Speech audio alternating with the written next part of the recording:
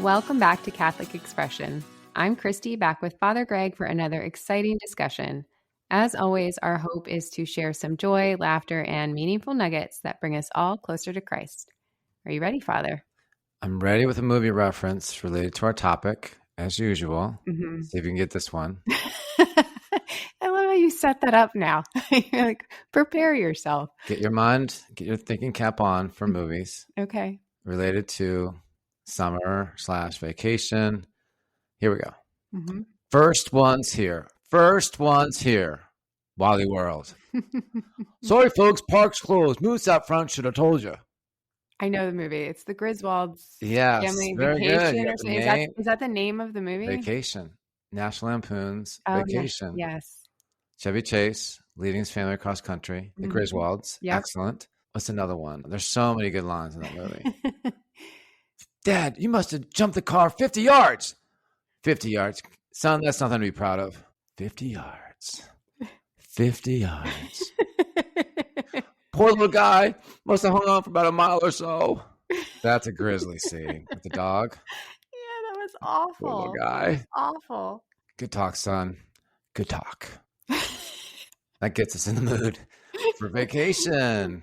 That definitely gets us in the mood for vacation. And with warmer weather upon us, today we are going to talk about summer. Woo! Woo! I tried to think if I could do the impersonation of Olaf from Frozen, but I didn't think you'd get that one. See, if you do those, I'm completely lost. If you asked me to name that movie, I would be silent. Yeah, that's why I didn't do it. That would have been fun. Stump me. But the tables. I did think of something. So my first question for you is, when you think of summer, what images and memories come to mind? But I'm going to share mine first and see if you're going to get this.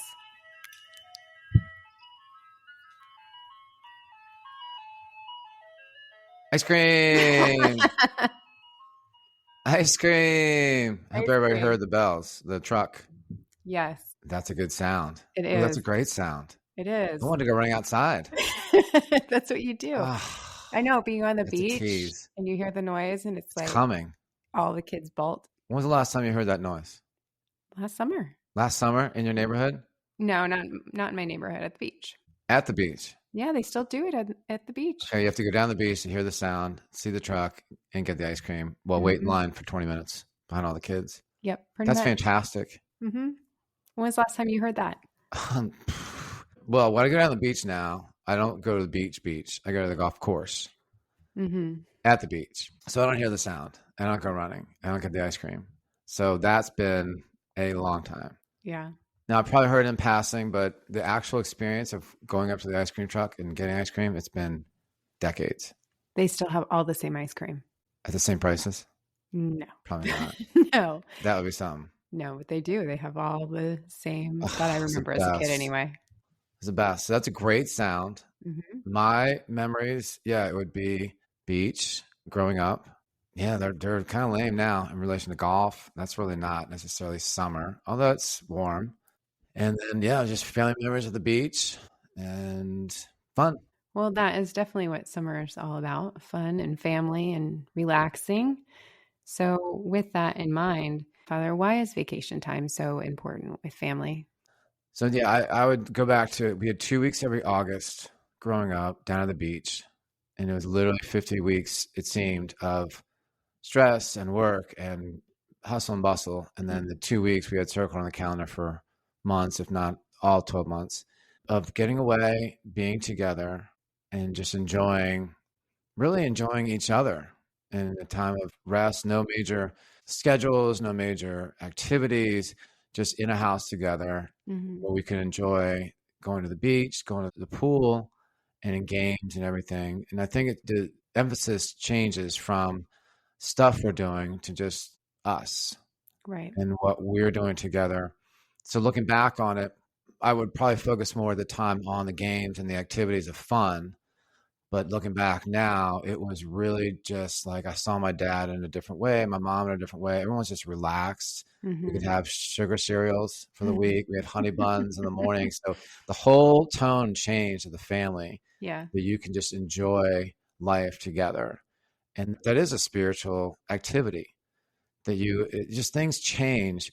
And it's not just getting away and doing now all these fun activities and you get all stressed out and people come back from vacation. They need another vacation from their vacation, Mm-hmm. but to really just relax, to rest is a big spiritual principle. Mm. So that's how it becomes when we talk about spiritual, it's not necessarily a religious 2 weeks that we had together. It was really enjoying creation, enjoying the beauty of the scenery and the setting and the warm weather and the atmosphere of fun. When you say all that stuff, I think of my kids. Often kids recognize things whether they can articulate it or not. But at the number one vacation, we've gone to amusement parks and on all different types of trips. But the number one vacation that they always ask for is the one where we get together as a family with relatives from across the country. We all come together, and it is just a different experience of rest, relaxation, and spending time in just a loving, quiet environment. And those are boys. You have two boys. Mm-hmm. And for boys to say that, that's when you know it's a real human thing. Yeah. Because I think women and girls are inclined to that. That Mm-hmm. we've talked before, I think about how women are more inclined to the things of love and holiness and family and everything. But for boys to say, with all the fun activities out there, the most enjoyable vacations or time together is with family. Mm-hmm. That's significant. That shows how family is the heart of it all for many of us and what God intends. So when we talk things about the church's view on vacation or holiday or rest, Mm-hmm. it is a spiritual exercise. So many times in the gospel where Jesus, he went off to rest. He encouraged the apostles to go off to rest. Mm-hmm. And that's a spiritual exercise that we should be engaging in during the summer. That's why we're talking about our podcast. It's not just swapping vacation stories or movie quotes and stuff.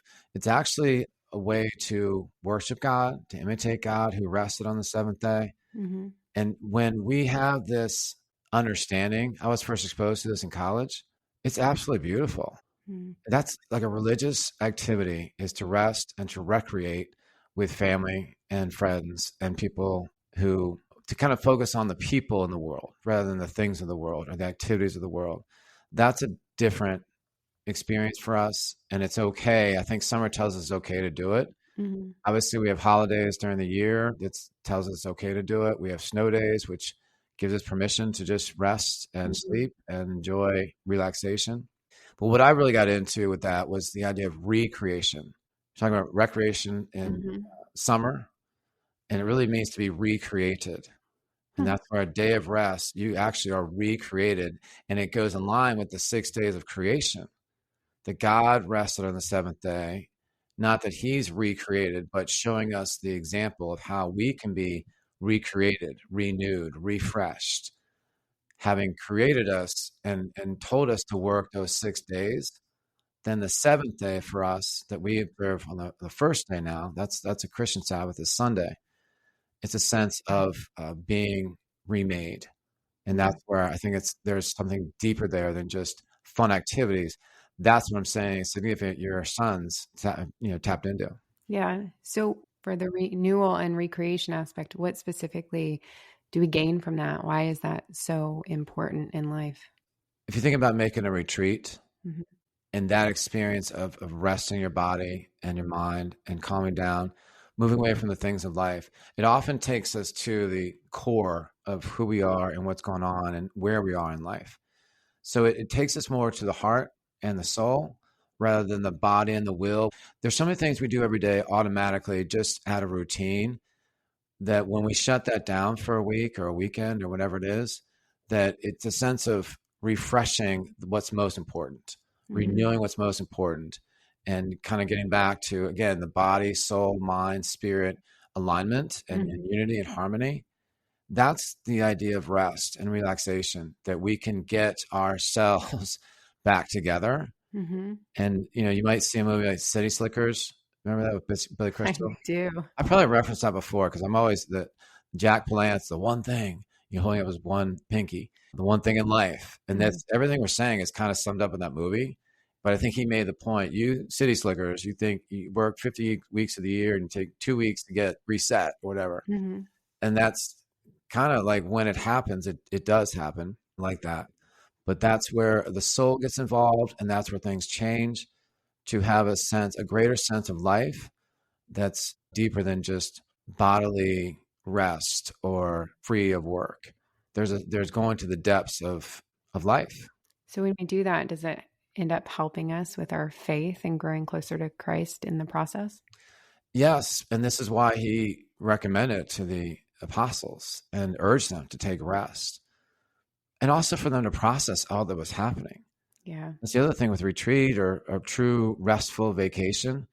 You process what's happened in the past year, the past month of your life, which we need to have stopping points to process everything and then take a breath and then to go and prepare. It's like athletes in the middle of a competition. They need a break Mm-hmm. to just rest and take a pause. But also, they probably, if you see football players, they are analyzing on the sideline what's been happening and then better prepared for what's coming the rest of the game. And that's kind of like us. I love going down the beach when I actually go down to the sand and take in the ocean. I love going for a walk on the beach and just looking out into the water. Mm-hmm. And I literally replay my life for the past year in relation to that, having seen, and I think this is kind of the idea with creation, taking in the beauty of creation, just seeing that vast sea of water. Mm-hmm. And you automatically think of God and how God has been in that setting, that very peaceful, calm, but powerful setting of what he's been doing in your life for however long, past few months or a year. That puts everything in perspective. And in that peaceful gathering in your heart, you see it differently and maybe things process differently, things you might have missed in the hustle and bustle, Mm-hmm. and things are very pronounced and revealing. So it opens up a lot for our mind, our heart, our soul, but just that pause that we need. Our family is fortunate that when we go to the beach, we stay right on the beach in a condo, and there's this beautiful balcony, and I wake up early before everybody, before the sun comes up, and go sit on the balcony and watch the sunrise. And that is probably the most incredible experience of just rest and refreshing. And I'm not even reading anything or bringing anything out with me, just sitting there. But yeah, like you, just watching the water and the beauty of it all. But I think one of the most impactful things that ever happened to me was on a vacation. I grabbed a book as we were leaving the house that they gave away at the parish one time, Overcoming Sinful Anger. Recommend it to everybody. Mm, Changed my life. wow. But definitely just relaxing, the only book I had. So I was reading it, and it just brought so much to mind that I don't think I would have picked up on if I read the book during my busy schedule and life. And there's an intentionality to a vacation, to a retreat, to a moment like that you had on the beach, that you're looking for something Mm-hmm. that, again, in the normal routine of life, you may just trying to get through the day. You might have been reading that book because you have to do spiritual reading, and something might have resonated, but others would have bounced off. So when we actually are intentional about rest, those events, those experiences happen more frequently because you're looking for it, you're open to it, and God speaks to us more. There should be baked in our routine, our weekly routine, moments of rest. Obviously, Sunday is a day of rest. So Sunday, it should be a representation of all that we're talking about vacation, Mm-hmm. where you, first and foremost, the church says rest looks like worship, recreation, time with family and friends, relaxation. That's what the normal Sunday should look like. And we're not going to get into the whole thing about no work because this is like vacation. You take a break from work. So we're Mm-hmm. assuming on Sundays, people take a break from work. But that's what it can look like. And then we go into a place like adoration. Mm-hmm. And that, to me, I've described before, my hour each day with Jesus in his presence is like a mini retreat, like a mini vacation. Yeah. It's like you on that beach where you might do some spiritual reading and something hits you, or you just contemplation and something hits you in that setting, kind of removed from your life, all the activities. But then you talk about adoration in nature, adoration on a beach, and Mm-hmm. you're just looking at the water. It's similar to looking at the Eucharist. And the church would say that the primary place of adoration is in his real presence in the Mm-hmm. Eucharist.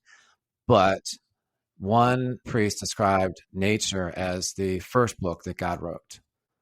That's pretty cool to It think that is. in his creation, that was his first book that we take in and he reveals to us. So it's like a meditation on scripture, probably even as great as that. That in that setting, it just is things are different and you're looking at things differently. But that's what God intends when we have all these different outlets. People here will go to the beach, they'll go to the mountains, they'll go to ski resorts on vacations, all these different types, nature trails, mountains, whatever it Mhm. might be, to have these different experiences, different settings that we might see his creation differently, might see him differently. Now, when we talk about taking a break from routine, that does not include Sunday Mass, Correct. right? You take a break from work, but everything that really is a starting point for our worship is Mass. So when we talk about going down to the beach or the mountains or wherever, really nice place on earth that your family might be going this summer, any family, Sunday Mass has to still be part of it. And so before you make your vacation plans, make sure there's Mass going to be where we're going. You Yeah. can't really use the excuse, well, I didn't know. Mhm. I've known people who visit remote islands, and before they make their final plans, they see if there's Mass, there. Yeah. So you do everything you can to get to Mass. And that is where we're saying, if you're good with the Lord and putting him number one, even on vacation, I think that's where a lot of these really great experiences result, is knowing you're at peace with him. And so that means on Sundays, whether you're on vacation or home, put him first, and then everything results from that. Everything kind of flows from that in terms of that continued peace, that growing peace, different types of peace. Now, as far as people immediately think, well, can we dress down a little bit when we're at the beach going to Mass? And this is where I would challenge people. Mass is Mass, worship is worship, the real presence is the real presence. It's the house of God. Take a pair of slacks if you're men, and a dress if you're a woman. I mean, Mhm. it's funny because I would get in trouble when I wouldn't bring my slacks or something to a nice restaurant growing up. Yeah. I'd bring my swimming trunks and sports gear and everything like that, all the shorts. But then my parents would be like, why didn't you bring slacks? Because we're going to a nice restaurant one of the nights. Mhm. It's the same thing. You would get dressed up to go to a nice dinner, Mhm. even at the beach or on vacation. You can take nice clothes for Mass still. And that goes, of course, here during the summer. There's some people dress like they're going to the beach when they come here to Mass. Not too many. I saw a guy just the other day like that. And I thought to myself, what are we at the beach? But it's that same respect. Yes, it's a challenge because it's 90 degrees, but only between the time you're in an air conditioned car and the air conditioned church. So you don't need to be wearing shorts, and Yeah. certainly flip flops are out of the question. You need to be mindful of it. And if people say, well, Jesus wore sandals, okay, sandals are different. If you've Mhm. got everything going on in a casual way, but still respectful with your modest attire and you got sandals, you're not going to hear from me. Mhm. But the flip flops really go with the torn pants and the t-shirt or very too relaxed attire. But that sacred space, everything we're talking about is under the heading of sacred. Even rest can be sacred. So the challenge is to, even no matter what weather is, no matter what setting it is, to step up and dress well for the Lord. What I talk to my kids about, and I think you may have been the one that said this, was coming to church in a place of worship. It's supposed to stand out for us. Like it's not supposed to be like our everyday life or everyday activities. It is meant to stand out in a special way, to be a special moment. And dressing up is a way of doing that. Now, I think the line is God doesn't care how we dress. He's just happy we're there. Mhm. And I'm not going to debate people on that. I just, again, challenge people with what you just said. Show your sons and daughters something different with Mass, with church. That we said about your sons, they see something's elevated with family time together. Mhm. And kids respond to things that are on a higher level and more so than we would give them credit for. So if you elevate them in the way you approach Mass, they'll respond in Mhm. beautiful ways.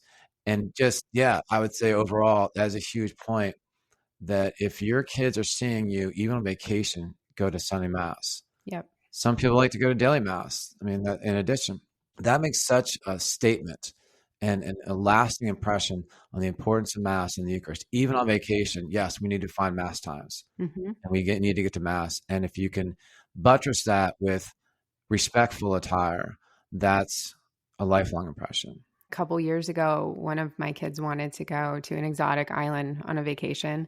And so he had this whole proposal for me and my husband.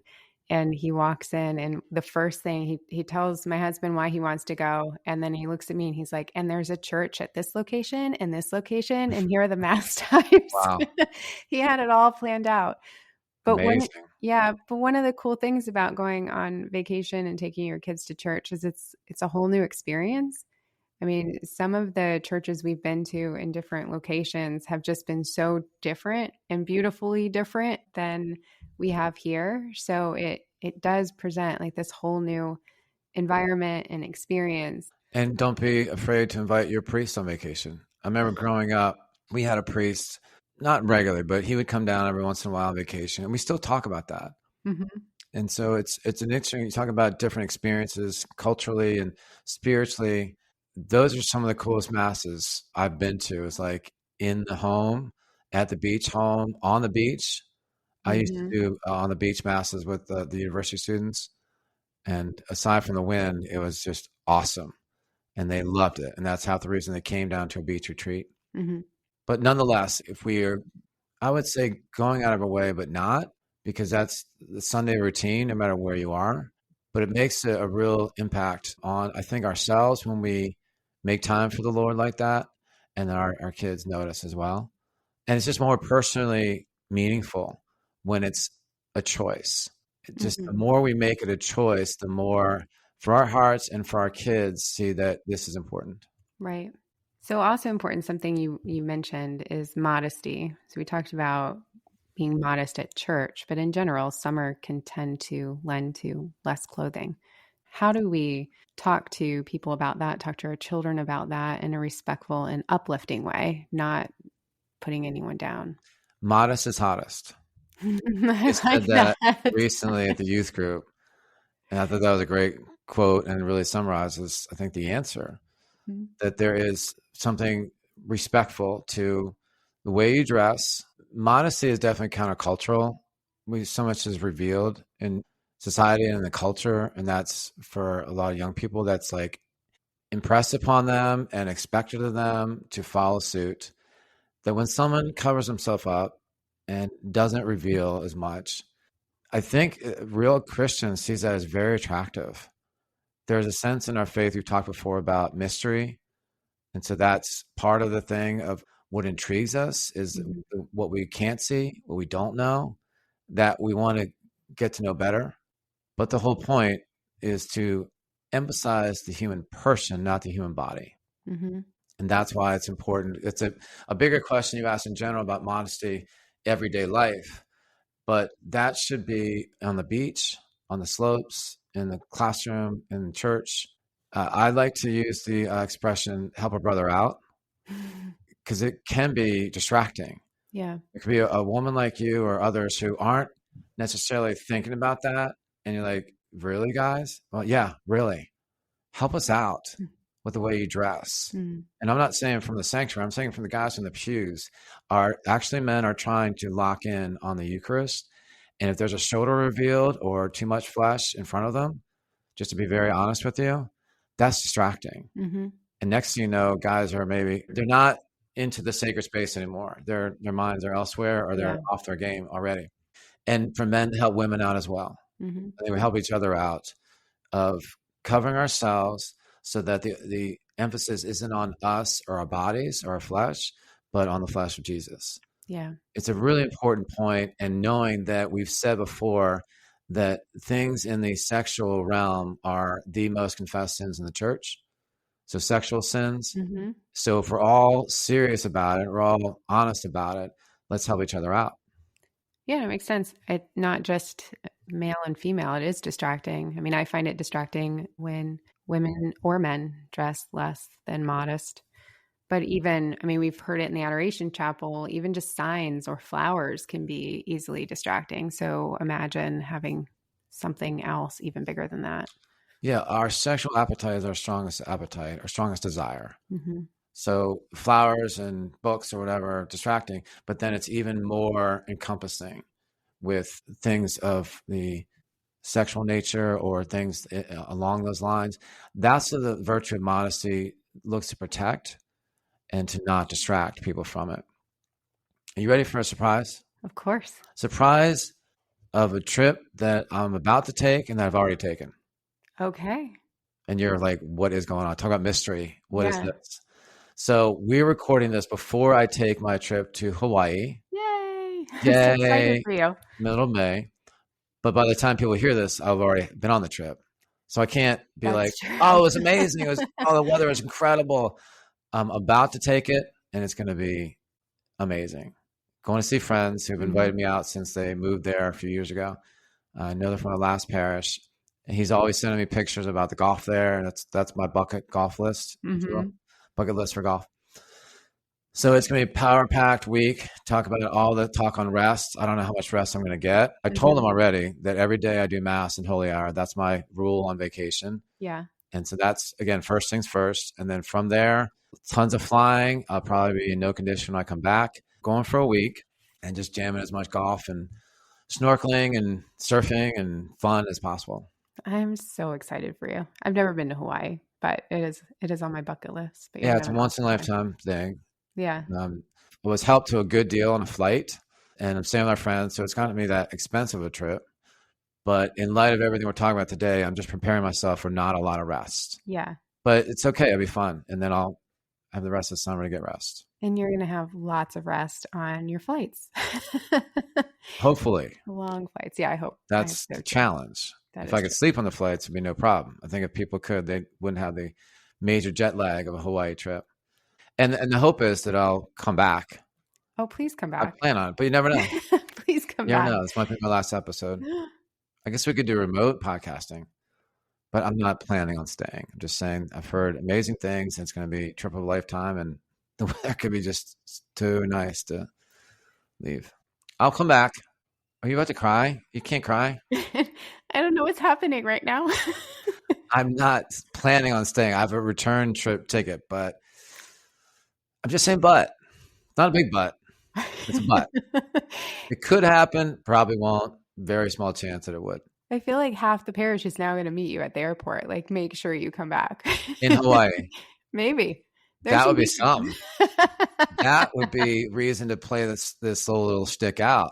Like, I might not come back. You have to come get me. And then we all hang out in Hawaii for and then nobody will come back. And then nobody comes back. Look at how this is happening. What are you doing to me right now, Father? Just move. We all moved to Hawaii. Now that's if the weather's good. I might send a text message saying it's raining, scratch the trip, nobody come. See you in a week. But if it's like sunny and 78 every day, like, here's the flight information. See you at the airport. That's going to be good. It is. I'm very excited for you. You're going to have a great time for sure. So with that, thank you all for joining us for not our last episode of Catholic Expression. We hope today's conversation inspired you. And as always, we love to hear your thoughts. Your support means everything. It helps us to reach more people and continue spreading God's love. Until next time. May Almighty God bless you in your summer rest. Father, Son, Holy Spirit. Amen. Amen.